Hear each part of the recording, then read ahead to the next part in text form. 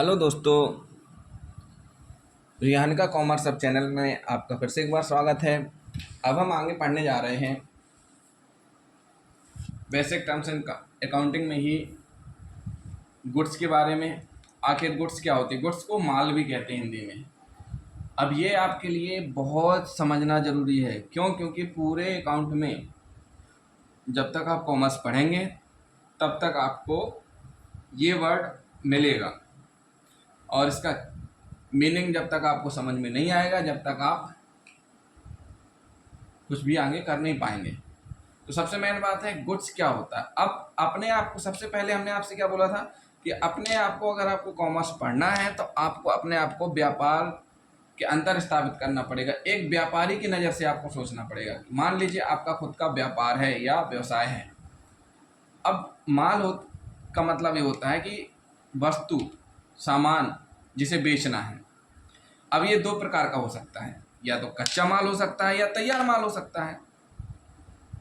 अब भाई तैयार माल है, अब जैसे हम तैयार माल का व्यापार कर रहे हैं, तो जब हम तैयार माल का व्यापार कर रहे हैं तो हम तैयार माल ही खरीदेंगे, होलसेल की दुकानों से, और फुटकर बेचेंगे। और जो कच्चे माल से तैयार माल बना रहे हैं, उत्पादन कर रहे हैं, तो कच्चा माल खरीदेंगे। अब जैसे उदाहरण के रूप में देखें तैयार माल, अब जैसे कोई भी किराना का दुकान है, किराना की दुकान वाला तैयार माल ही खरीदेगा, चाहे नमक पाउडर से लगा करके नमकीन बिस्किट जो भी है, अधिकांशतः सामान तैयार ही रहेगा। कपड़े की दुकान में देखें, तैयार कपड़ा मिलेगा, तैयार कपड़ा ही बेचेगा। लेकिन अगर कुछ उद्योग ऐसे होते हैं जो कच्चे माल से तैयार माल बनाते हैं, तो उनके लिए क्या करना पड़ेगा? कच्चा माल खरीदना पड़ेगा। जैसे अगर कोई फर्नीचर का व्यापार कर रहा है तो उसके लिए लकड़ी खरीदनी पड़ेगी। कोई अगर तेल का व्यापार कर रहा है, सरसों के तेल का, तो उसको सरसों खरीदनी पड़ेगी। तो ये होते हैं माल।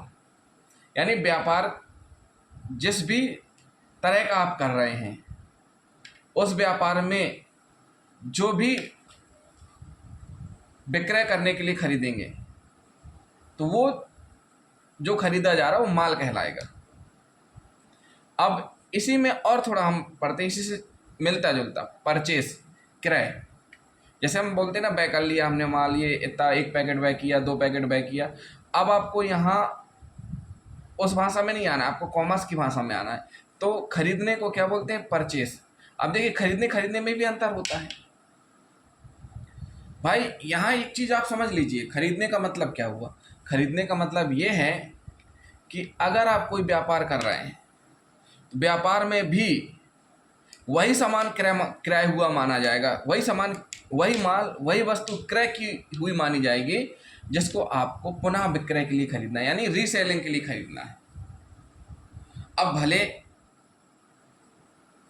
आपका ऐसा व्यापार ही क्यों ना हो, ऐसा उद्योग क्यों ना हो जहां आप माल ही उत्पादन करते हो, लेकिन जहां आप माल उत्पादन करते हैं, माल तैयार करते हैं कच्चे माल से, तो तैयार माल बनाने के लिए भी आप कच्चा माल खरीदेंगे। तो जो आप तैयार माल खरीदेंगे, जो कच्चा माल आप खरीदेंगे, उसको तैयार में कन्वर्ट करके फिर सेल करेंगे। तो बात तो वही हुई कि मतलब कैसे भी करके माल आ रहा है, लेकिन आप उसको अपने व्यापार के उपयोग में नहीं लगा रहे हैं, उसको रीसेल किया जा रहा है।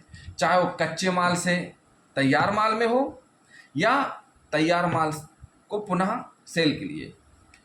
उद्योग चाहे कोई सा भी हो, जो माल पुनः विक्रय के लिए खरीदा जाता है वही क्रय है। ये दोस्तों नोट कर लीजिएगा, ये बहुत इंपॉर्टेंट पॉइंट है।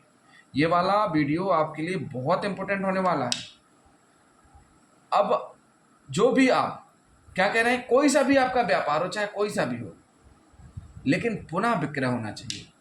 अगर मान लीजिए क्रय, अब बोले भैया हमने अपनी दुकान के लिए स्टूल खरीदा, अपनी दुकान के लिए पंखा खरीदा, ट्यूबलाइट खरीदी, तो ये क्रय में शामिल नहीं होगा, ये आपके व्यय में आ जाएंगे, इसको क्रय में शामिल नहीं करेंगे। जैसे कपड़े के व्यापार में हुआ, किसी अन्य व्यापार में, या व्यापार के संचालन के लिए फर्नीचर या अन्य सामग्री आप खरीद रहे हैं, तो वह क्रय नहीं मानी जाएगी।